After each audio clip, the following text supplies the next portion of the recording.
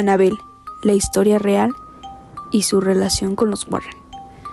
El mito detrás de Annabelle han sido muchas las víctimas que se cruzaron con la diabólica muñeca, pero son muy pocos los que conocen la historia real. El Museo del Oculto de los Warren guarda objetos supuestamente poseídos recolectados en sus investigaciones y que serviría como prisión de espíritus y demonios.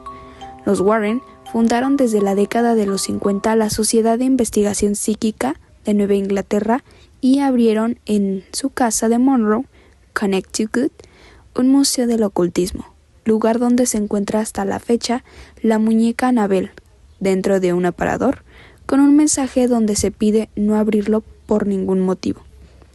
Basada en la historia que contó el matrimonio Warren, la muñeca bautizada como Annabelle tuvo una dueña llamada Donna, quien era una enfermera que compartía departamento con otra chica llamada Angie en 1970.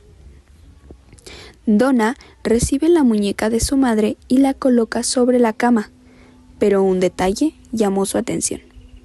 El juguete cambiaba de tiempo y de lugar cada instante que podía. No fue hasta que la encontró hincada que se percató del grave problema que tenía.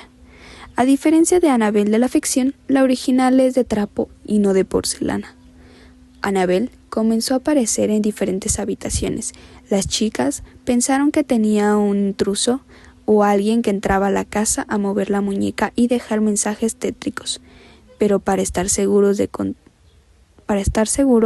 contactaron a una psíquica que la presentó con el espíritu de Annabelle Hicks, una niña que supuestamente había muerto en la propiedad antes de que se construyeran los departamentos y que había perdido la vida a los 7 años. Asimismo, dando a reconocer otra historia más del Museo de los Warren, el cual actualmente se puede visitar bajo tu propio riesgo e integridad. La Dama Blanca de Easton ha sido vista deambulando a lo largo de la Ruta 59 por Sport Hill Road, como también al interior del Cementerio de la Unión. Se dice que ella se lanza contra los vehículos que pasan en aquellas vías, pero cuando se acude a prestarle ayuda, desaparece sin dejar ningún rastro. Testigos aseguran que el golpe es lo suficientemente fuerte como para causar un severo daño al vehículo, pero que al revisar nunca encuentran nada ni a nadie tirado en el piso. Así lo confirma el conductor de la compañía de bomberos de la localidad. Cuenta que se sorprendió un día que creyó haber arrollado a una persona en aquel lugar, pero cuando se bajó del vehículo para prestarle ayuda, miró a su alrededor pero no encontró a nadie. Miró su auto y tenía un tremendo golpe en el capot.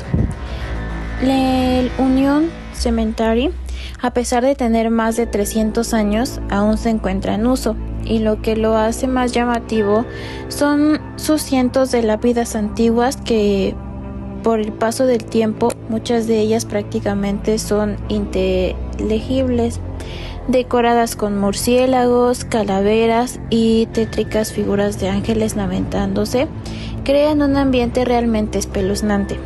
El investigador de fantasmas y autor del libro de los Warren cuenta que la Dama Blanca fue víctima de asesinato sobre 1800 y su cuerpo fue arrojado detrás de la iglesia bautista de Easton. Es por eso que su alma permanece en pena, vagando por las calles que circundan el Cementerio de la Unión. Hoy en día, la leyenda de la Dama Blanca es muy popular y es parte de la tradición del condado de Fairfield. La gente que suele conducir por el cementerio, especialmente por la noche, viajan con una preocupación, muy lento y mirando a su alrededor para ver si logran captar la brillante aparición de la Dama Blanca. Ed Warren, además de escribir sobre el caso, capturó en video al fantasma el 1 de septiembre de 1990 a las 2:40 am. Al prender la cámara cerca de la puerta del cementerio, comentó que vio a una mujer llorando, de cabello largo y negro, vestida de blanco, pero desapareció al poco tiempo de manifestarse.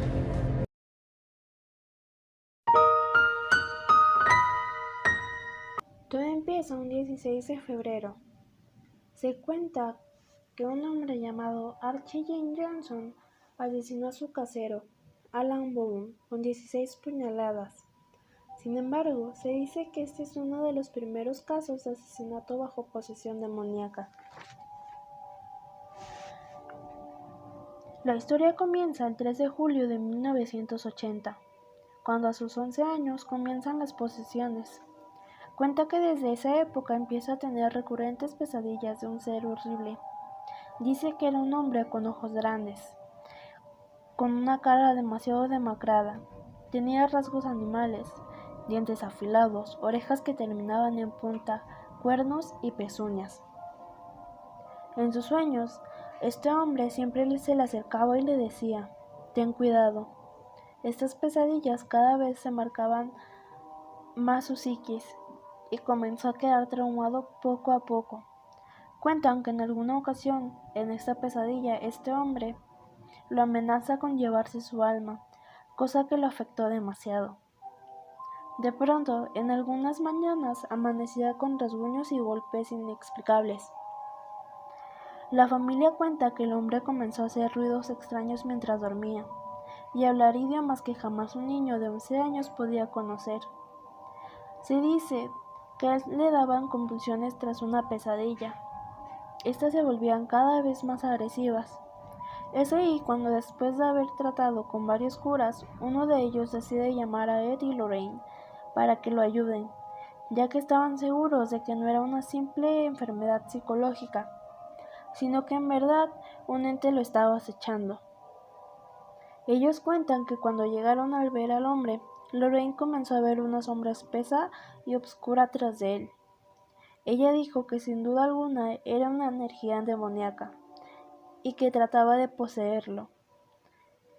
Se cuenta que desde ese momento ellos trataron de ayudarle y comenzaron a llevarle exorcistas conocidos para poder sacarle a este demonio.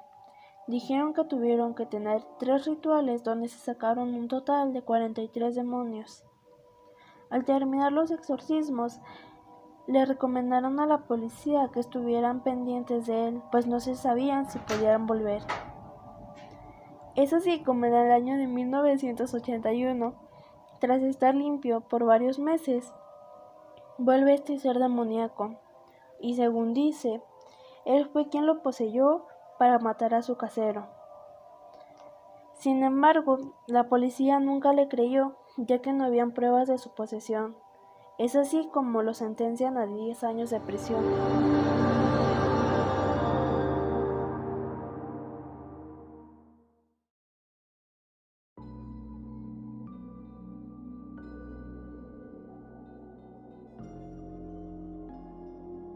Una noche me encontraba sola en casa, puesto que mi madre estaba de viaje y mi padre se encontraba en una reunión.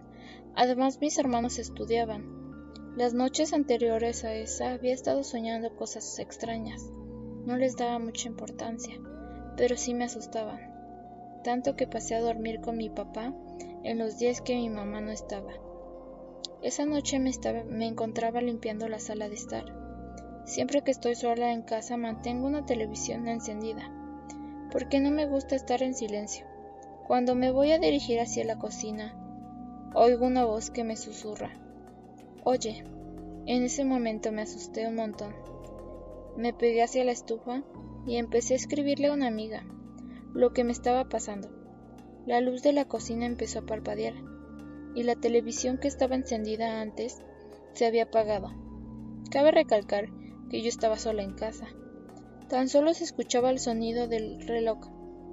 Intenté salir de la cocina y cuando me acerqué al portal, la voz susurró. Y esta vez sentí como una corriente recorrió todo mi cuerpo. Nunca antes había sentido algo así.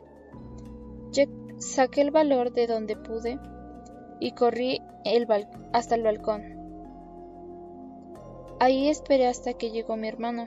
Intenté contarle la situación, pero me dijo que solo eran ideas mías. Hasta el sol de hoy no he podido entender qué fue. Luego de eso sucedieron otras cosas, pero casualmente se detuvieron cuando mi mamá llegó de viaje.